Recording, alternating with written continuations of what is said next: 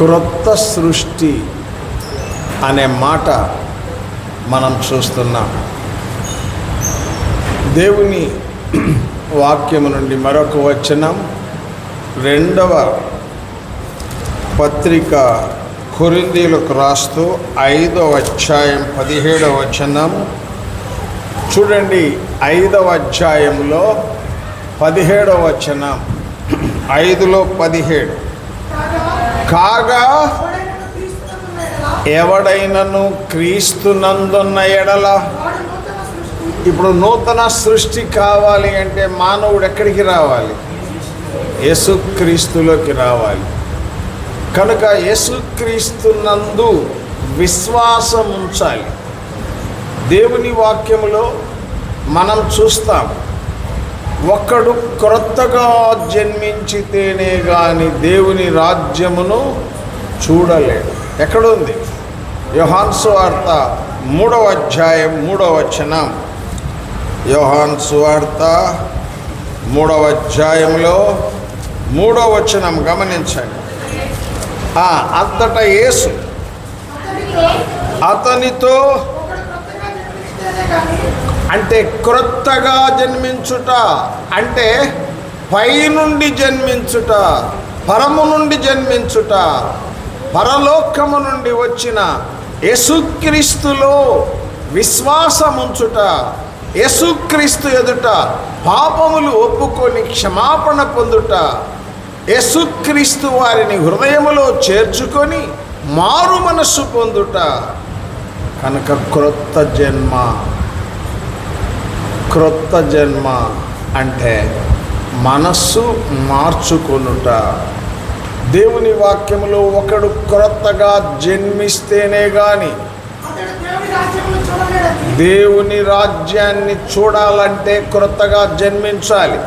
దేవుని రాజ్యములో చేరాలి అంటే క్రొత్తగా జన్మించిన అనుభవంలో జీవించాలి. అర్థమైందా? ఏం చెప్పాను నేను ఇప్పుడు? క్రొత్తగా జన్మించాలి. రెండవది, దేవుని రాజ్యం చూడాలి అంటే క్రొత్తగా జన్మించాలా? దేవుని రాజ్యములో చేరాలి అంటే ఇప్పుడే చెప్పాను నీకు, క్రొత్తగా జన్మించినట్లుగా జీవించాల. చెప్పండి, క్రొత్తగా జన్మిస్తే దేవుని రాజ్యం చూస్తాం, క్రొత్తగా జన్మించినట్లుగా జీవిస్తే దేవుని రాజ్యములో ఉంటాం. కనుక ఇప్పుడు దేవుని రాజ్యంలో ఉండాలన్న కోరిక అందరికీ ఉంటుంది. ఎవరన్నా చేతులు ఎత్తండి. నరకానికి పోవాలని కోరేవాళ్ళు చేతులు ఎత్తండి. ఒక్క చెయ్యి లేవలేదే. పరలోకం చేరాలి అనేవాళ్ళు చేతులు ఎత్తండి. అసలు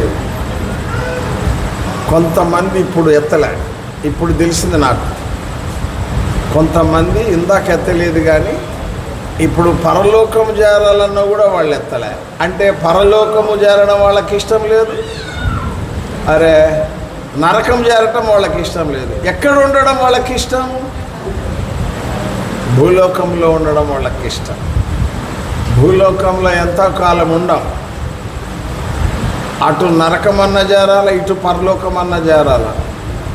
పరలోకం చేరాలి అనే వ్యక్తి క్రొత్త జన్మ పొందాల్సిందే. క్రొత్త జన్మ జీవితంలో చూపాల్సిందే. క్రొత్త జన్మ పొందినట్లుగా జీవిస్తేనే పరలోకం. మనం చూసాం 5వ అధ్యాయం 17వ వచనం 2వ కొరింథీ పత్రికలో, కాగా ఎవడైనను క్రీస్తులో ఉంటే వాడు నూతన సృష్టి. పాతవి ఏం కావాలి? గతించాలి. కాగా ఎవడైనా క్రీస్తులో ఉంటే నూతన సృష్టి అంటే నూతన జన్మ పొందిన అనుభవంలో ఉన్నాడు. పాతవి గతించెను, ఇదిగో సమస్తమును క్రొత్తవాయను. కాబట్టి మారు మనస్సు అంటే పాతవి గతించాలి, సమస్తము క్రొత్తవి కావాలి. కనుక యేసుక్రీస్తు ప్రభు చెప్పాడు, ఒక్కడు క్రొత్తగా జన్మించితేనే గాని దేవుని రాజ్యమును చూడలేడు. దేవుని రాజ్యం చేరాలి అని కోరేవాడు క్రొత్త జన్మ అనుభవములో జీవించవలసిన వాడిగా ఉన్నాడు.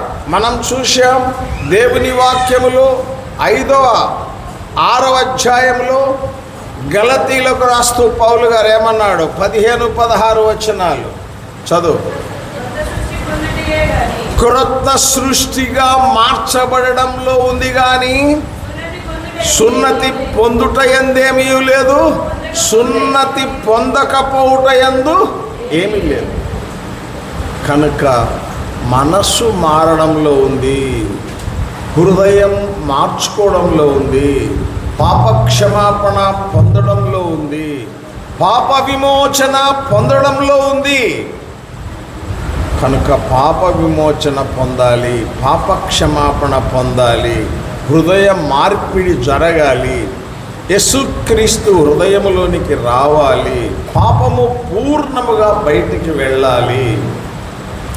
అప్పుడు ఏమొస్తుంది అంటే 6వ అధ్యాయం 16వ వచనం, క్రొత్త సృష్టిగా జీవించే పద్ధతి చొప్పున నడుచుకొను వారికి ఏముంది? సమాధానము, దేవుని కృప వ్యక్తికి అందుబాటులోకి వస్తాయి. నీవు సమాధానం పొందాలి అంటే, దేవుని కృప నీకు అందుబాటులోకి రావాలి అంటే, కృప వెంబడి కృప నీకు అందుబాటులోకి రావాలి అని నువ్వు కోరితే, కృప చేత నువ్వు బలవంతుడవు కావాలి అనే కోరిక నీకుంటే, దైవ కృపలో నువ్వు ఎదగాలి అనే నీ కోరిక నీకుంటే, నువ్వు తప్పకుండా నూతన సృష్టిగా మార్చబడాలి. నూతన సృష్టిగా మార్చబడితేనే నీకు సమాధానం లభిస్తుంది, నీకు దేవుని కృప అందుబాటులోకి వస్తుంది. మీకు తెలుసుగా 2వ అధ్యాయం 1వ వచనం 2వ తిమోతిలో ఏం రాయబడింది? కాగా క్రీస్తు యేసునందున్న కృపచేత బలవంతుడవు కమ్ము. కనుక ఆత్మీయంగా నువ్వు బలంగా ఉండాలి అంటే దైవ కృప నీకు అవసరం. పౌలు గారు ఏమన్నాడు? పౌలు, నేనెప్పుడు బలహీనుడనో అప్పుడు బలవంతుడను, ఏలయనగా నీ కృప నన్ను బలపరుచుచున్నది. దైవ కృప మనలను బలపరుస్తుంది, పడిపోకుండా బలపరుస్తుంది, ఆత్మీయంగా మనలను నిలవబెడుతుంది, ఆధ్యాత్మికంగా మనలను బలపరుస్తుంది. ఇప్పుడు సమాధానం ఎవరికి? కృప ఎవరికి? సమాధానం ఎవరికి వస్తుంది? కృప ఎవరికి అందుబాటులోకి వస్తుంది? క్రొత్త సృష్టిగా మార్చబడితేనే, మారు మనస్సు పొందితేనే, దేవుని ద్వారా అద్భుతమైన ఆత్మీయ జీవితంలో గొప్ప మార్పు నీకు వస్తేనే దేవుని సమాధానం, దేవుని కృప నీకు అందుబాటులోకి వస్తాయి.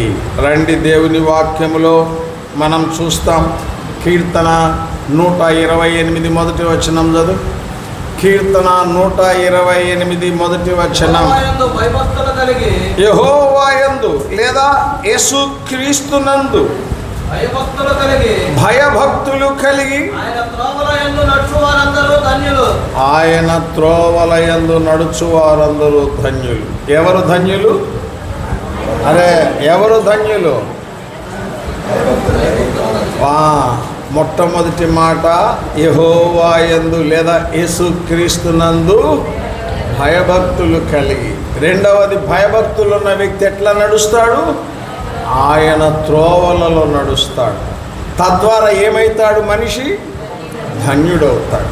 చెప్పండి, మానవుడు ధన్యుడు కావాలి అంటే దేవునిలో భయభక్తులు కలిగి, తర్వాత ఆయన త్రోవలలో మనం నడవాలి.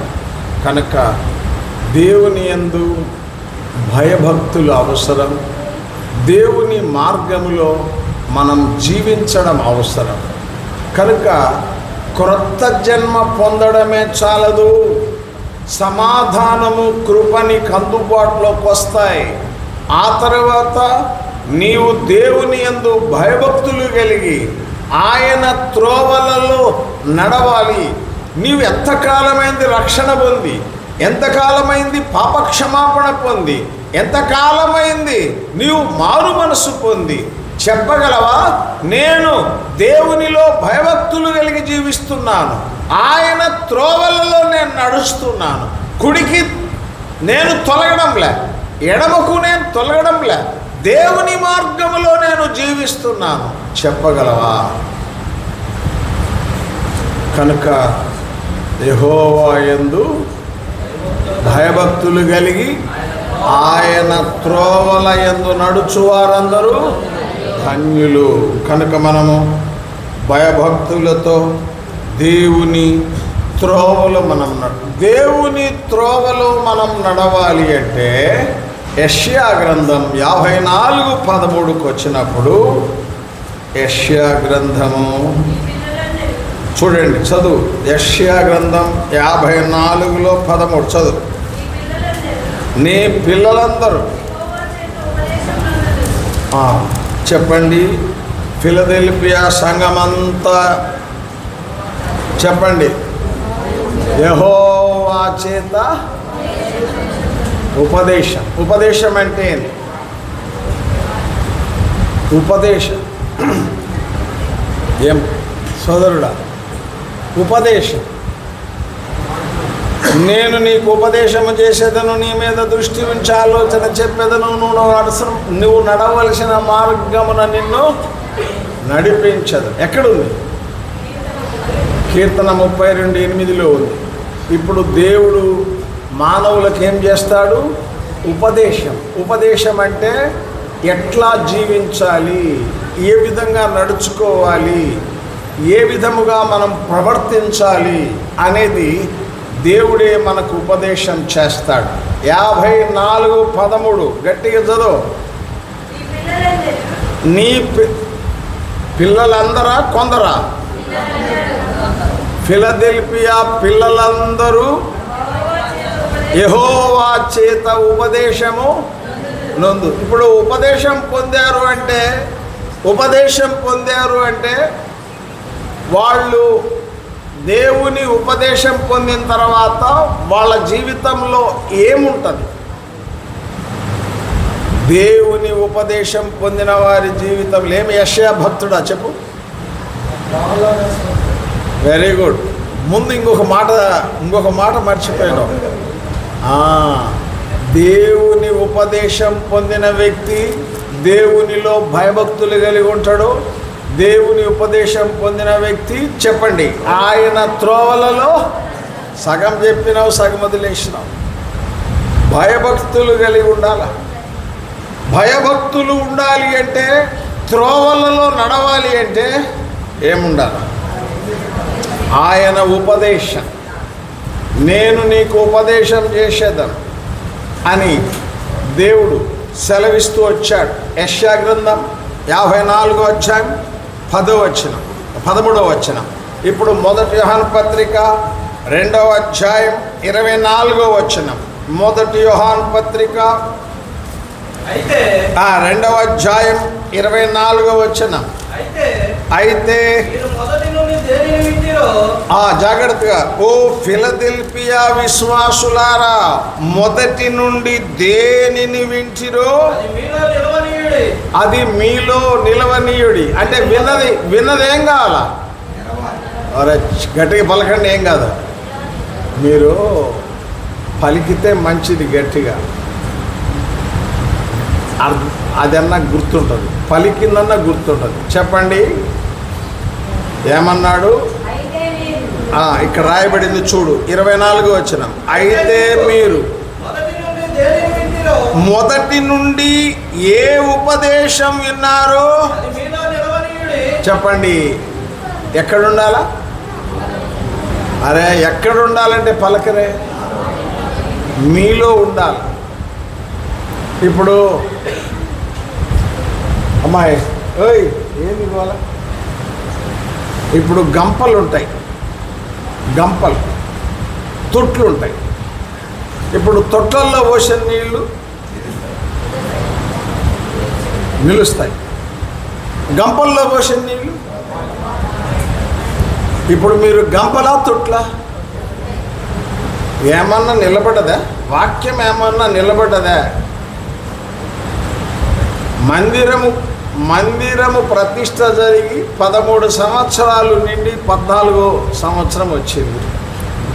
అసలు అదే కాదు, ఈ మందిరము ఎప్పుడు ఆరంభమైంది? ఆరాధన బల్ల ఎప్పుడు ఆరంభమైంది? ఎంత కాలమైంది ఆరంభమై? అసలు మొదటి నుండి మీరు వినినది మీలో నిలవనీయుడి. మొదటి నుండి విన్నది కాకపోయినా అసలు ఎప్పుడుదన్నా కాస్తన్నా వాక్యం నిలబడుతుందా అని. కనుక ఏం నిలబడాలా చెప్పండి? ఏం నిలబడాలా? వాక్యం నిలబడాలా. ఈ చెవిలో విని ఈ చెవితో వదిలేయకూడదు వాక్యాన్ని. వాక్యం మీలో నిలబడాలి. 2:24 చదువు. అయితే మొదటి నుండి దేనిని వింటిరో అది మీలో నిలవనీయుడి. ఆ మొదటి నుండి మీరు ఏం విన్నారో మీలో నిలిచిన ఎడల మీరు కూడా కుమారుని యందును తండ్రి యందును. ఇప్పుడు నిలబడడం వేరు, చెప్పు తమ్ముడు. నిలబడడానికి వ్యతిరేక పదం చెప్పు. కూర్చోవడం కాదు, పడిపోవటం. మీరు భలేవాళ్ళేనే.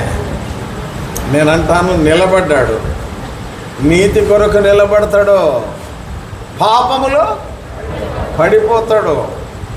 నీతి కొరకు నిలబడాలి అంటే వాక్యం నీలో నిలబడాలి. వాక్యం నీలో నిలబడకపోతే పాపములో పడిపోతావు. పాపములో పడిపోయిన ఏ వ్యక్తిలో కుమారుడు యేసుక్రీస్తు ఉండడు, తండ్రి కూడా ఉండడు. నీవు నేను యేసు ప్రభులో ఉండాలా, తండ్రిలో ఉండాలా అంటే మనం నిలబడాలా. మనలో ఏం నిలబడాలా? వాక్యం నిలబడాలి. వాక్యం మనలో నిలబడితే మనం కుమారుల్లో ఉంటాం, తండ్రిలో ఉంటాం. చూశారా? మనమెవరు? మనం విశ్వాసులం, మానవులు. ఆయన ఎవరు? దేవుడు, తండ్రి. మళ్ళా కుమారుడు కూడా దేవుడే. ఆ దేవుడిలో నిలబడాలి అంటే జాగ్రత్తగా వినండి.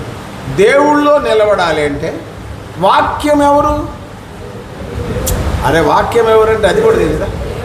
ఆది యందు వాక్యం ఉండెను, వాక్యము దేవుని యొద్ద ఉండెను, వాక్యమే. ఇప్పుడు వాక్యం మనలో నిలబడ్డది అంటే ఎవరు నిలబడ్డట్టు? దేవుడు నిలబడతాడు. దేవుడు మనలో నిలబడితే దయ్యం మనలో ఉంటుందా, పక్కకు పోద్దా? పలకండి. దేవుడు మనలో నిలబడితే దయ్యం మనలో ఉంటాడా, ఉండడా? ఉంటాడు. దయ్యం ఉన్నాడంటే ఎవరు లేడు, దేవుడు లేడు. కనుక మనలో ఎవరుండాలా? దేవుడు ఉండాలి. దేవుడు గనక మనలో అంటే దేవుని వాక్యం మనలో ఉంటే మనం యేసయ్యలో ఉంటాం, తండ్రిలో కూడా ఉంటాం. ఎక్కడుంది అది? మనం ఇప్పుడు చూసాం. 2:24 చూడండి. అయితే మీరు మొదటి నుండి దేనిని వింటిరో ఆ వాక్యము మీలో నిలువనీయుడి. మీరు మొదట నుండి వినినది మీలో నిలిచిన యెడల మీరు కూడా ఆ వాక్యం మీలో నిలబడితే చెప్పండి. వాక్యం మీలో నిలబడితే మీరు కుమారుల్లో ఉంటారు, తండ్రిలో ఉంటారు. వాక్యము నిలబడాలి అంటే ఏం చేయాలి? నిలవాలి కదా. లోపల నిలవాలి అంటే ఏం చేయాలి? అరే వాక్యం నిలబడాలి అంటే ఏం చేయాలా? వాక్యం నిలబడాలి అంటే నిలబడేటట్లుగా ప్రార్థన చేసుకోవాలంటావా లేదంటావా?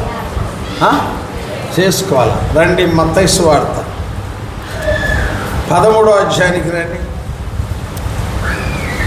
మత్తయి సువార్త 13వ అధ్యాయము చూడండి 25, 13లో 25.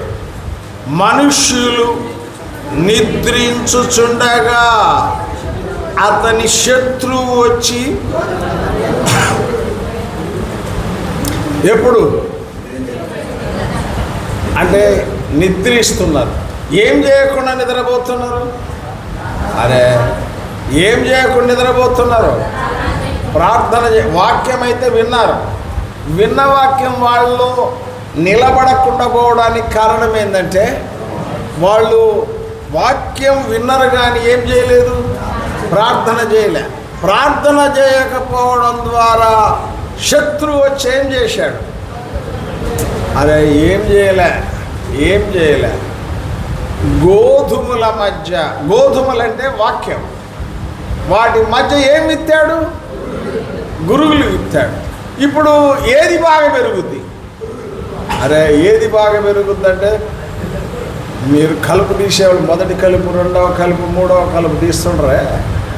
నేనంటాను వరి కంటే కూడా ఏది బాగా పైకి వస్తుంది?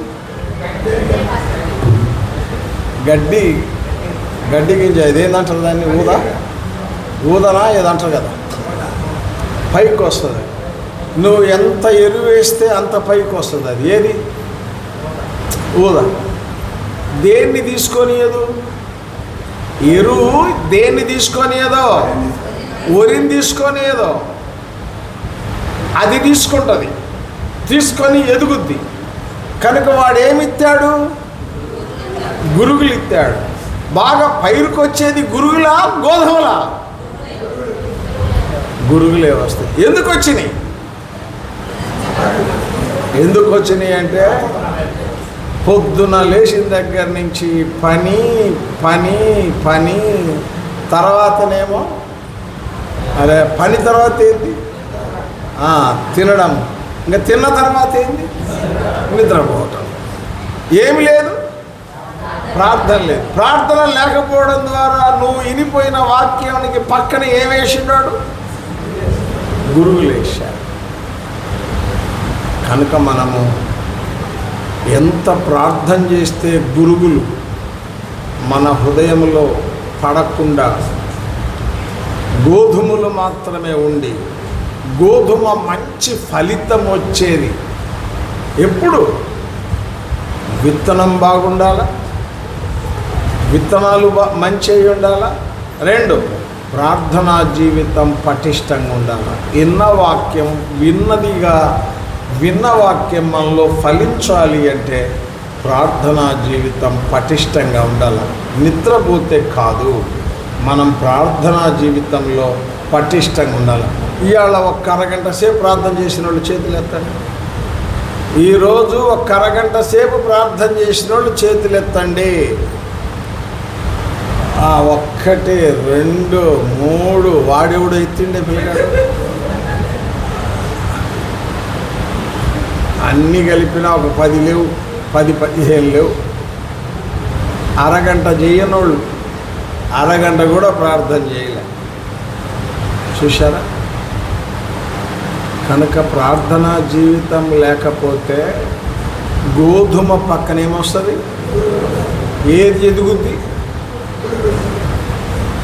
ఆత్మీయ జీవితంలో ఎదగవు, వాక్యంలో నిలవవు, యేసయ్యలో నిలవవు, తండ్రిలో నిలవవు.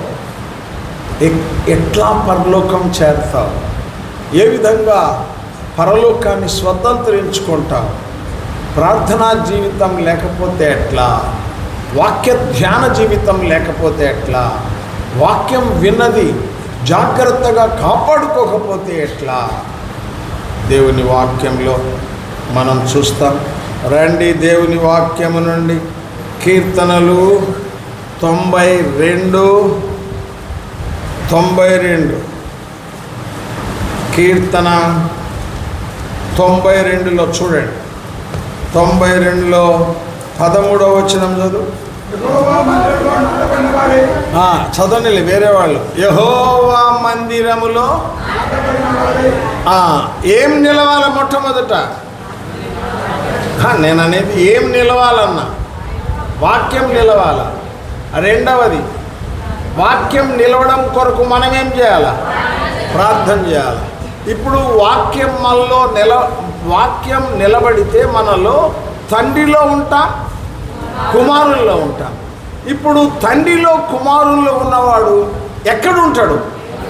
దేవుని మందిరంలో ఉంటాడు. వాక్యం నిలబడాల. వాక్యం నిలిస్తే తండ్రిలో ఉంటాడు, కుమారుల్లో ఉంటాడు. గనక ఆ వ్యక్తి ఎక్కడ ఉంటాడు? దేవుని మందిరంలో ఉంటాడు. రండి 13వ వచనం. మందిరంలో ఏం కావాలా? ఇప్పుడు పండగకు వస్తుంది తెలుసు మీకు. పండగ ఏ పండగ? అరే ఏ పండగ అంటే చెప్పండి. క్రిస్మస్ పండగ ఉందా లేదు? ఆ పండగ రోజు వస్తాడు. తర్వాత మళ్ళీ ఎప్పుడు వస్తాడు? ఈస్టర్ కాదు, గుడ్ ఫ్రైడే అని ఉంటుంది. గుడ్ ఫ్రైడేకి వస్తాడు. మళ్ళీ ఎప్పుడు వస్తాడు?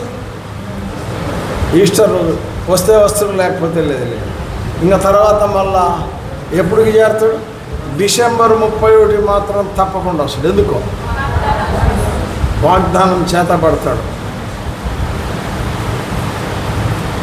వాగ్దానం నెరవేరుతుందా? 3 విషయాలు ఉన్నాయి. తండ్రిలో నిలవకపోతేవి, కుమారునిలో నిలవకపోతేవి, మందిరంలో నాటబడకపోతేవి. వాగ్దానం ఎట్లా నెరవేరుతుంది?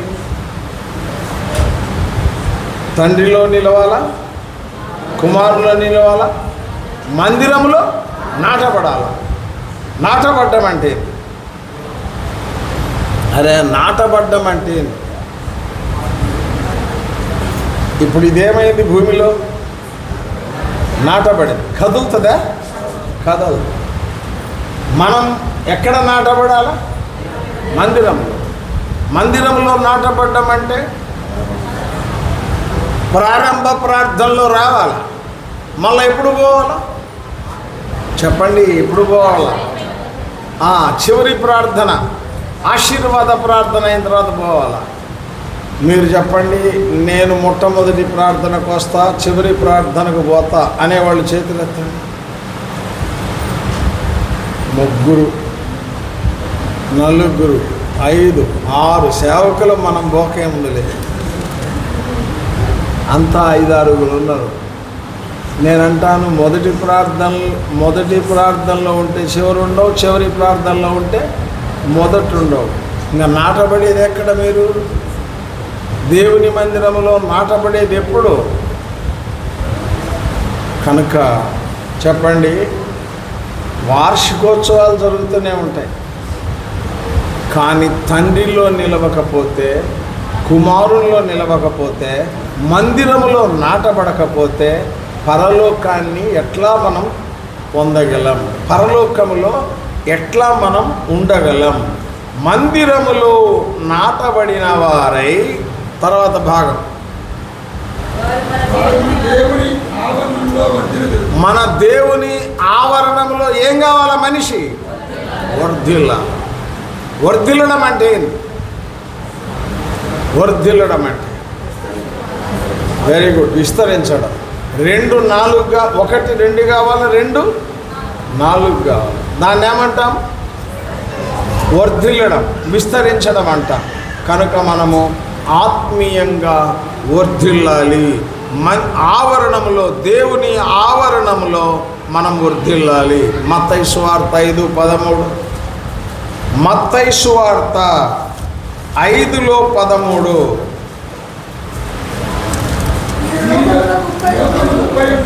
చూడండి, 5:13. అందరు చదవగలిగిన వాళ్ళందరూ చదవండి. 5:13. మీరు లోకమునకు ఉప్పై ఉన్నారు. ఉప్పు ఏం కాకూడదు? నిస్సారం, సారం పోకూడదు. అర్థమైందా? కూర్చో. ఏంటి చెప్పండి? ఏం కాకూడదు? ఉప్పు నిస్సారం. నేనంటాను ఉప్పు నిస్సారమైతే ఏం చేస్తారు?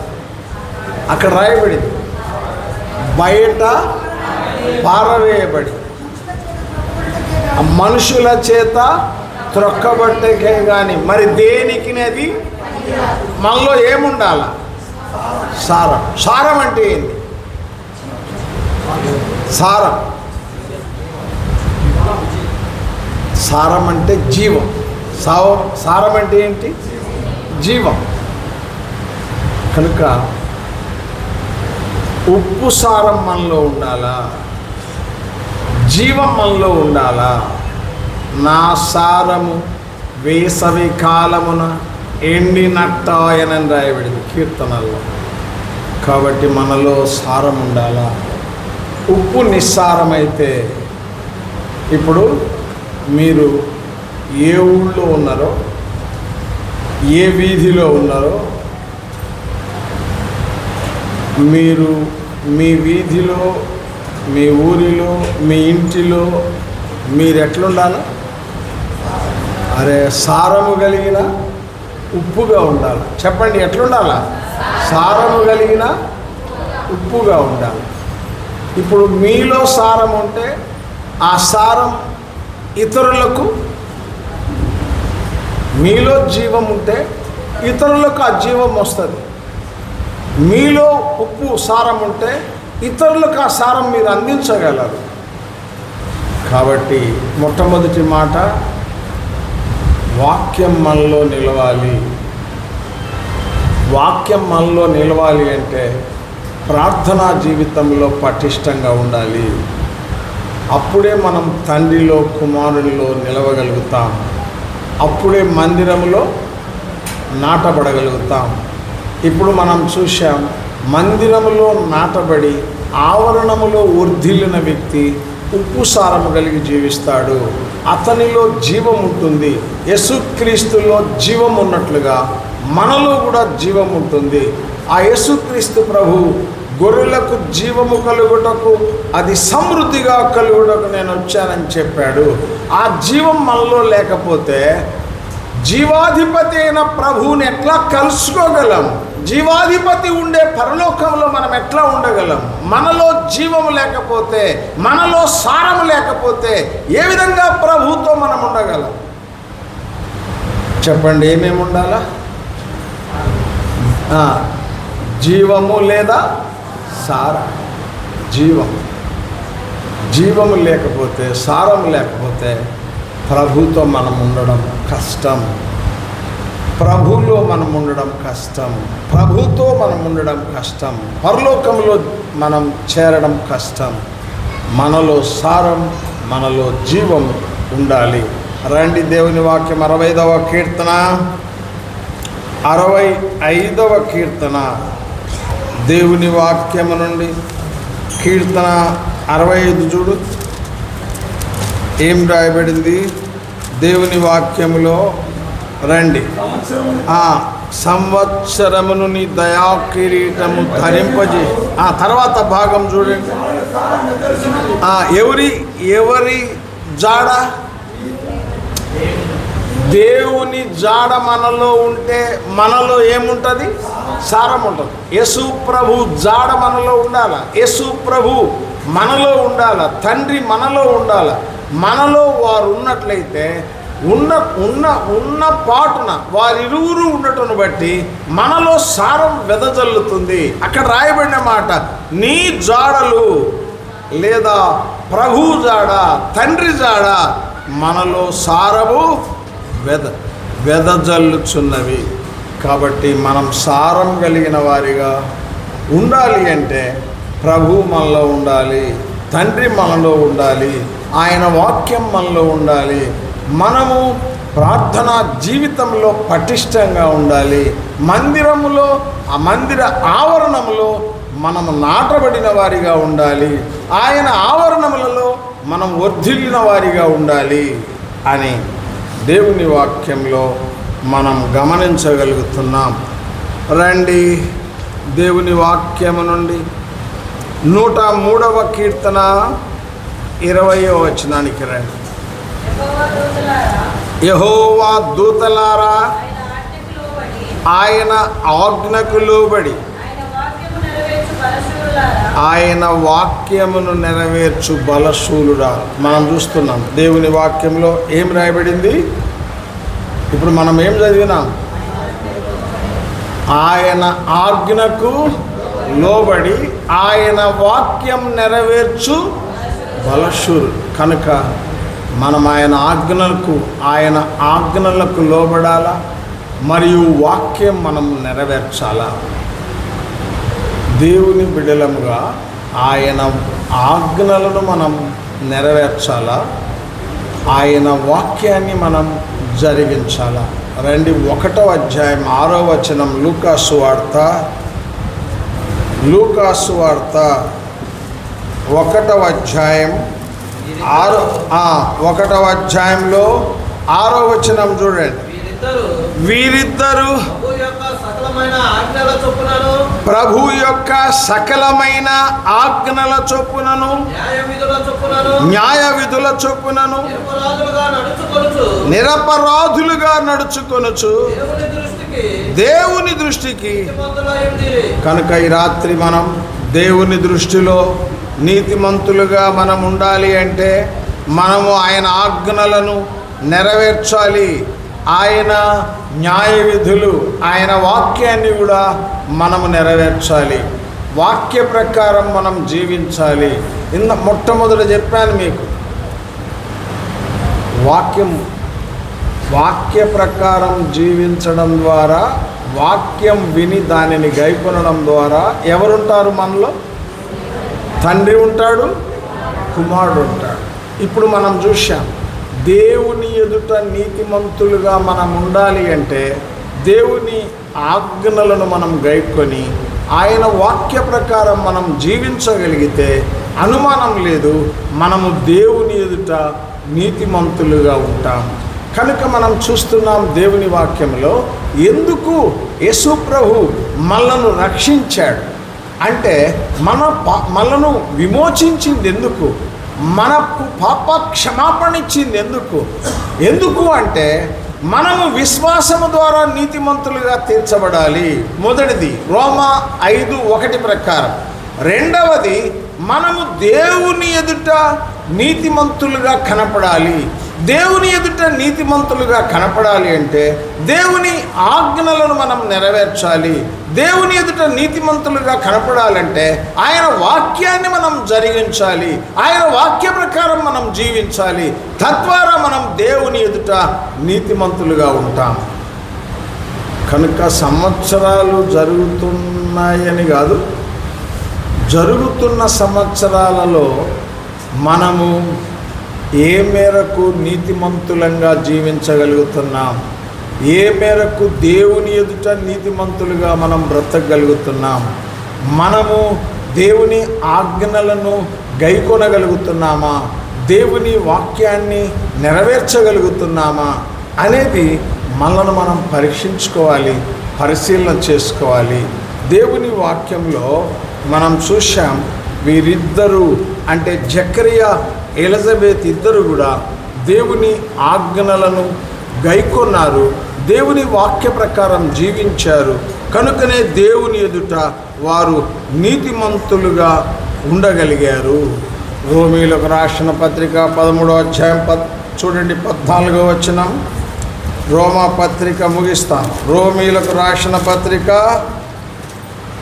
14లో దేవుని వాక్యంలో, రోమీయులకు రాసిన పత్రిక 14వ వచనం 13వ అధ్యాయంలో,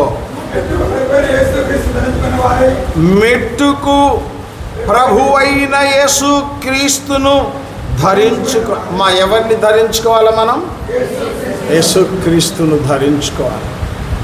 యేసు ప్రభు మనలో కనపడాలి, యేసు ప్రభువుని ధరించుకోవాలి. మనం అంటే దేవుని ఆజ్ఞలను మనం గైకొంటే, దేవుని వాక్య ప్రకారం మనం జీవించగలిగితే అద్భుతమైన ప్రభువుని మనం ధరించుకున్నట్లుగానే మనము దేవుని ఎదుట నీతిమంతులంగా కనబడతాం, మనుషుల ఎదుట కూడా నీతిమంతులంగా కనబడతాం. మంచి సాక్ష్యము కలిగిన వ్యక్తులుగా మనం కనబడతాం. ఎప్పుడు యేసుక్రీస్తును మనం ఏం చేయాలా? ధరించుకోవాలి. 3వ అధ్యాయం 27వ వచనం, గలతీయులకు రాసిన పత్రిక 3వ అధ్యాయం 27వ వచనం. క్రీస్తులోనికి బాప్తిస్మము పొందిన మీరందరూ. ఇప్పుడు చెప్పండి, మనల్ని చూసిన వారికి ఎవరు కనపడాలి? చెప్పండి. ఇప్పుడు మన ఇంటిలో మనల్ని చూసేవారికి ఎవరు కనపడాలి? మనలో ఎవరు కనపడాలి? క్రీస్తు కనపడాలి. ఎందువల్ల? క్రీస్తు ప్రభువుని మనమేం చేశాం? ధరించుకున్నాం. 13వ అధ్యాయం 14వ వచనం ప్రకారం ధరించుకున్నాం. 3వ అధ్యాయం 27వ వచనం గలతీయులకు రాసిన పత్రిక ప్రకారం ధరించుకున్నాం. కాబట్టి యేసుక్రీస్తుని ధరించుకున్న జీవితం నిజమైనటువంటి విశ్వాస జీవితం. యేసుక్రీస్తు మనలో కనపడాలి. ఇందాక నేను చెప్పాను, ఎవరెవరు ఉంటారు? నేనన్నా, మనలో వాక్యం నిలబడితే ఎవరెవరు ఉంటారు? మనలో తండ్రి ఉంటాడు, కుమారుడు ఉంటాడు. ఇప్పుడు క్రీస్తును ధరించుకున్నాం గనక తండ్రి కనపడాల, మనలో కుమారుడు కూడా కనపడతాడు. ఇతరులకు మనం యేసు ప్రభు వారిని చూపించగలగాల. ఇతరులకు మనం ఉప్పుసారం కలిగిన వ్యక్తులుగా వారికి మనం ప్రత్యక్షం కావాలి. వారికి మనం బయలుపరుచుకోవాలి. మనము జీవము కలిగిన వారమని, మనము యేసయ్యలో ఉన్న సారం మనలో ఉంది అని వారు గ్రహించగలగాలి. అద్భుతమైన మనం దేవుణ్ణి కలిగినాం, యేసు ప్రభు మనలో ఉన్నాడు అని, యేసయ్యను మనం ధరించుకున్నాం అని ప్రజలు మనల్ని చూసిన వాళ్ళు గ్రహించగలగాలి. కనుక మంచి సాక్షులుగా మనం ఉండాలి, సాధనాలుగా మనం ఉండాలి. దేవుని కొరకు ఆత్మలను సంపాదించే వ్యక్తులుగా మనం ఉండాలి. కనుక మనం చూశాం దేవుని వాక్యంలో 13-14 మళ్ళొక్తవ చదువు. రోమీలకు రాసిన పత్రిక 13:14 మెట్టుకు ప్రభు అయిన యేసుక్రీస్తును చాలు. ఎవరిని ధరించుకోవాలి? యేసు ప్రభుని ధరించుకున్న వారిగా మనం కనపడాలి. మనల్ని మనం పరీక్షించుకోవాలి. ఎన్ని సంవత్సరాలైంది అసలు ఇక్కడ ఆరంభమయ్యి? ఇక్కడ తెలిసిన వాళ్ళు ఎవరు లేరు అనుకుంటా. ఎప్పుడు కాదు, ఎప్పుడో ఈ మందిరం కట్టి అనుకుంటా 2013. అంతేగాని ఇక్కడ ప్రభు వల్ల ఆరంభించి అసలు ఎప్పుడో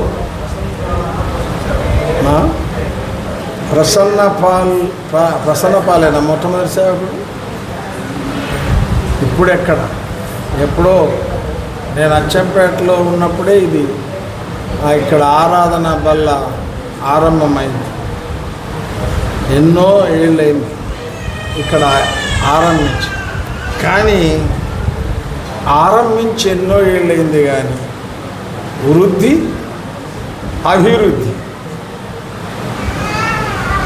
ఆరంభించి ఎన్నో ఏళ్ళైంది. 30 ఇంకెక్కువే. ఇప్పుడు నేను 1991 డిసెంబర్ 24 అచ్చంపేట వచ్చేటప్పటికే ఇక్కడ ఉంది. అప్పటికే ఉంది నాకు తెలిసి.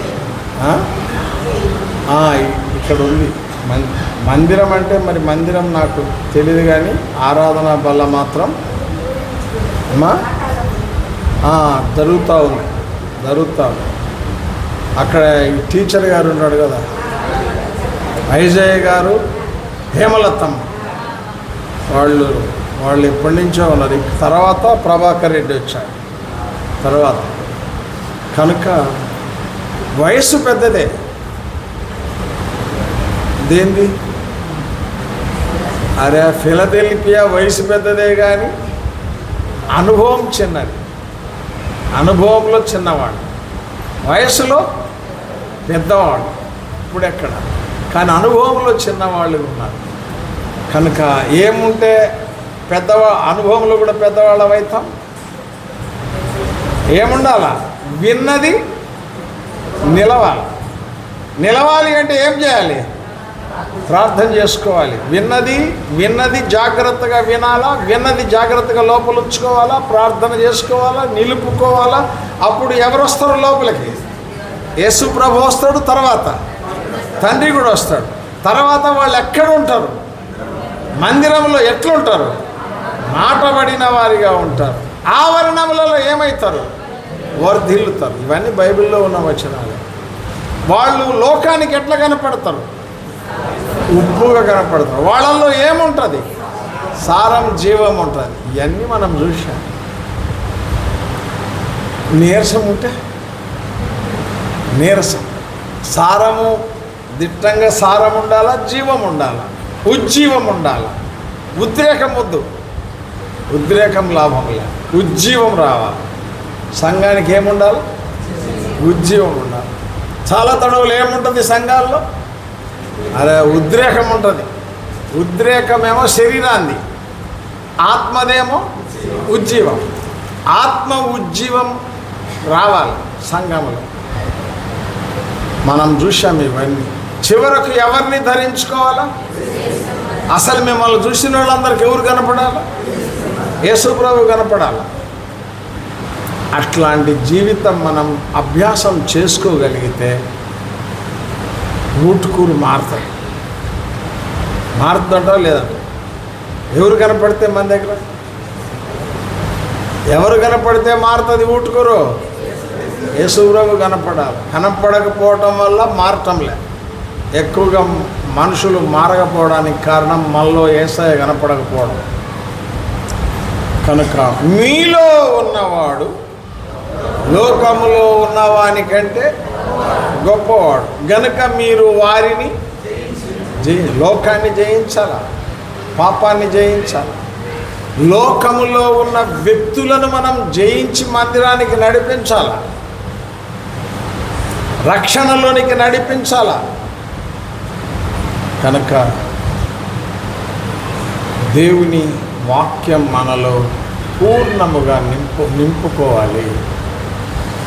పూర్ణముగా కుమారుడు ఉంటాడు, పూర్ణముగా తండ్రి ఉంటాడు.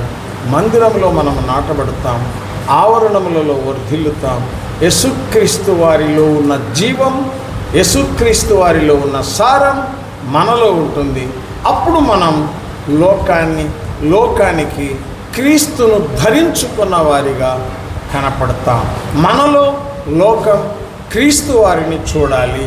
యేసుక్రీస్తు వారిని చూసిన లోకం ఆయన ప్రేమ ద్వారా, ఆయన యొక్క అద్భుతమైనటువంటి మనలో మార్పు ద్వారా, మనము నూతనమైనటువంటి వ్యక్తులంగా చేయబడ్డం ద్వారా మనలో ఉన్న సారం, మనలో ఉన్న జీవం వారిలోనికి ప్రవహించి వారిలో ఉన్న మరణం పోయి వారు కూడా జీవములోనికి, సారములోనికి రాగలుగుతారు. అట్టి కృప ప్రభు దయచేయనుగాక.